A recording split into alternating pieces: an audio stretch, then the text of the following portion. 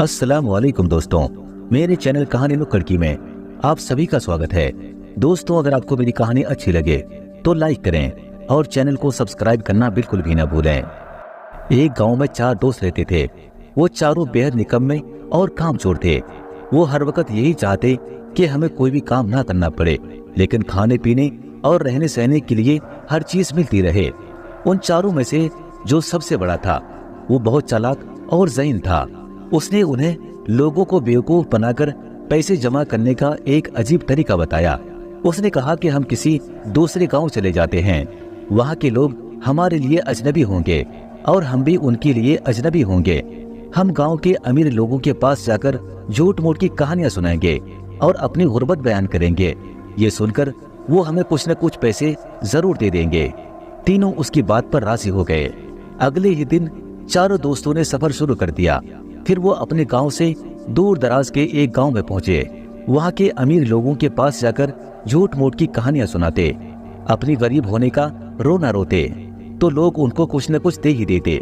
जब ये चारों गांव के अमीर लोगों को अच्छी तरह लूट लेते और गांव के लोग भी इनकी चालाकियों को अच्छी तरह समझ जाते, तो वो उस गांव से भागकर किसी दूसरे गांव में पहुंच जाते और फिर वहां के लोगों को भी बेवकूफ बनाने लगते।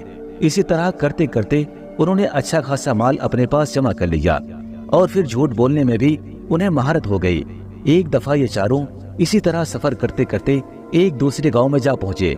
वहां एक होटल में उन्होंने देखा कि एक कोने में कुछ अमीर लोग बैठे हुए हैं। उसके आसपास उनका कीमती सामान भी पड़ा हुआ है।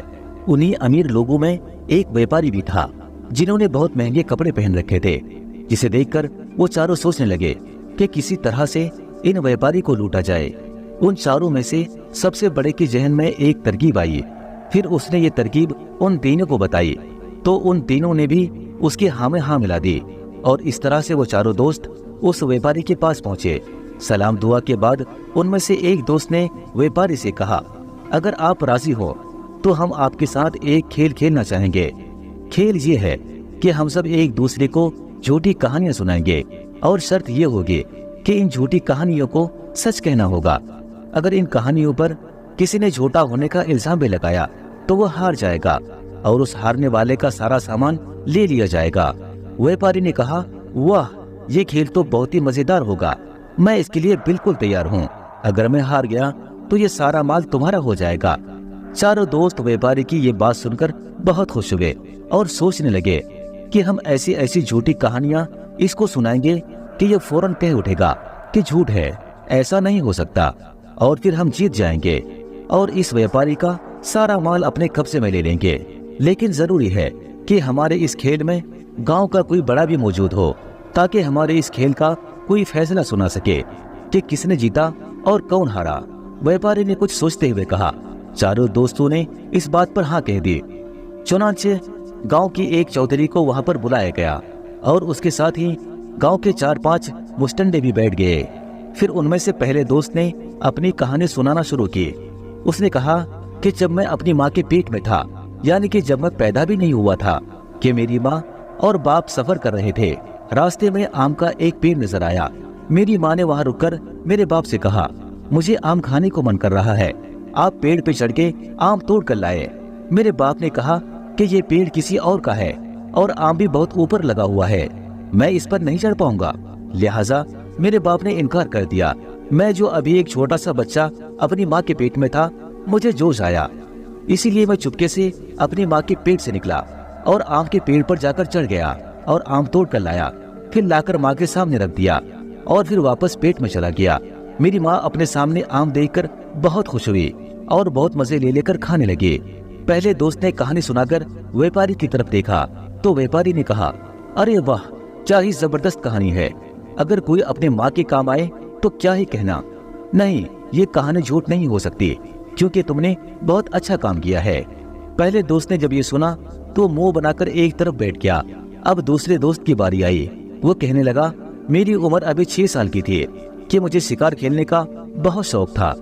एक दफा मैं जंगल में गया कि मुझे दूर एक खरगोश नजर आया और मैंने उस खरगोश की तरफ दौड़ लगा दिया। जब मैं उसके करीब पहुंचा तो मालूम हुआ कि वो खरगोश नहीं बल्कि शेर है। शेर ने मुझे देखकर मेरी तरफ बढ़ना शुरू कर दिया। अब तो मैं बहुत घबरा गया। मैंने शेर से कहा कि देखो शेर भाई, मैं तो तुम्हारे पीछे सिर्फ इसलिए आया था कि मुझे लगा कि आप खरगोश हो, खुदा के लिए मुझे जाने दो। लेकिन शेर ने मेरी बात नहीं मानी और दहाड़ने लगा। इसीलिए मुझे गुस्सा आ गया और मैंने एक जोरदार थप्पड़ शेर को मारा। शेर वहीं 2 टुकड़े होकर मर गया। वाह वाह, क्या बहादुरी है। बंदे को ऐसा ही बहादुर होना चाहिए। ये कहानी बिल्कुल भी झूठी नहीं हो सकती। व्यापारी ने दूसरे दोस्त की कहानी सुनकर उसे दाद देते हुए कहा। अब वो दोनों दोस्त जिन्होंने कहानी सुनाई थी, उन्होंने अपने तीसरे दोस्त को चुपके से आंख मारी और कहा कि तुम ही कोई ऐसी कहानी सुनाओ जिसे सुनकर व्यापारी कह दे कि ये झूठ है। फिर तीसरे दोस्त ने अपनी कहानी सुनाना शुरू की और कहा कि मुझे मछलियां पकड़ने का बहुत शौक था। उस वक्त मेरी उम्र सिर्फ 1 साल थी। एक दिन मैं दरिया के किनारे गया और वहां पर पानी में जाल डालकर मैं बैठ गया, लेकिन कई घंटे बैठे रहने के बावजूद कोई भी मछली जाल में नहीं फंसा। मैंने पास खड़े मछेरे से पूछा कि आज दरिया में मछली नहीं है क्या?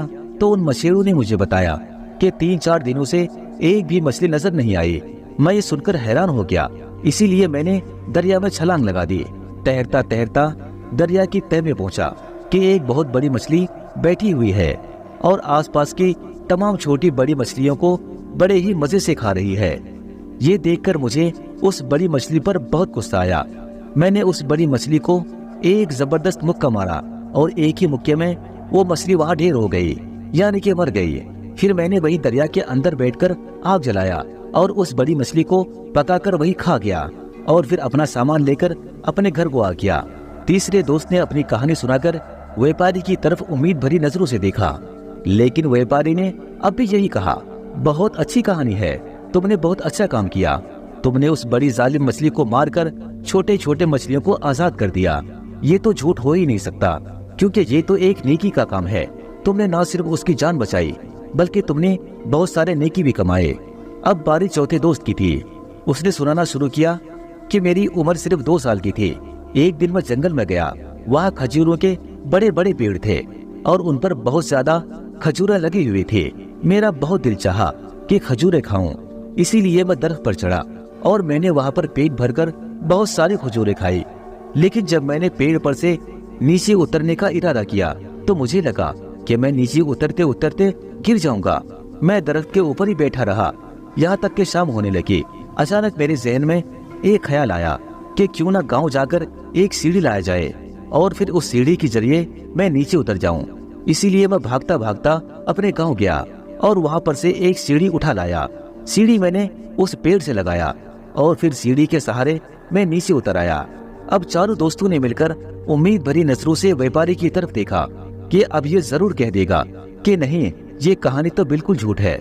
लेकिन व्यापारी, जो कि बड़ा ही ढीठ था, आगे बढ़कर एक एक से हाथ मिलाया और कहा, वाह क्या जबरदस्त दिमाग पाया है।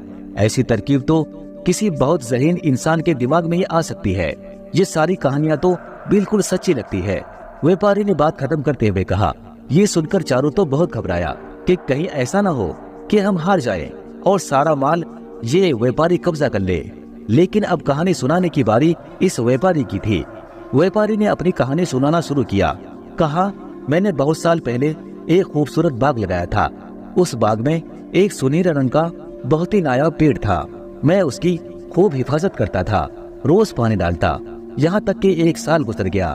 फिर उस पेड़ पर 4 सुनहरे रंग के सेब निकल आए। वो सेब भी बहुत खूबसूरत थे, इसीलिए मैंने उनको कभी नहीं तोड़ा और पेड़ पर ही लगा रहने दिया। एक दिन मैं अपने बाग में काम कर रहा था कि अचानक उन 4 सेब में से एक एक आदमी निकला। चूँकि वो बाग मेरा था और वो सेब मेरे थे, इसीलिए वो आदमी भी मेरे हुए। इसीलिए मैंने उनको अपना गुलाम बना लिया और उन 4 को काम में लगा दिया।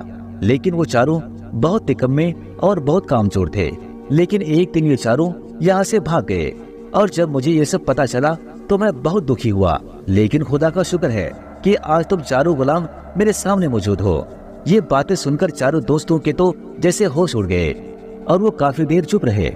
जब गांव के बड़े चौधरी ने ये सब कुछ देखा तो उसने इन सबको अपनी तरफ मुखातिब करते हुए पूछा, हाँ बताओ, ये कहानी सच्ची है या फिर झूठी?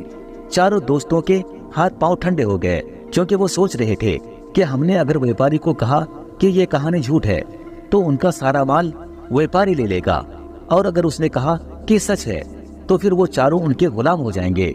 इसीलिए चारों दोस्त खामोश रहे, ना हाँ में जवाब दिया और ना ही ना में। लेकिन गांव के चौधरी ने इन चारों को खामोश देखकर व्यापारी के हक में फैसला कर दिया और कहा कि ये चारों तुम्हारे ही गुलाम हैं। ये बात सुनना था कि चारों के चारों व्यापारी के कदमों में गिर गए और माफिया मांगने लगे। तो फिर व्यापारी ने चौधरी से कहा, ये चारों भागते हुए मेरा सारा सामान भी अपने साथ ले भागे थे। चलो मैं इनको माफ कर देता हूँ, लेकिन इनके पास जो भी माल है वो सब मेरा है।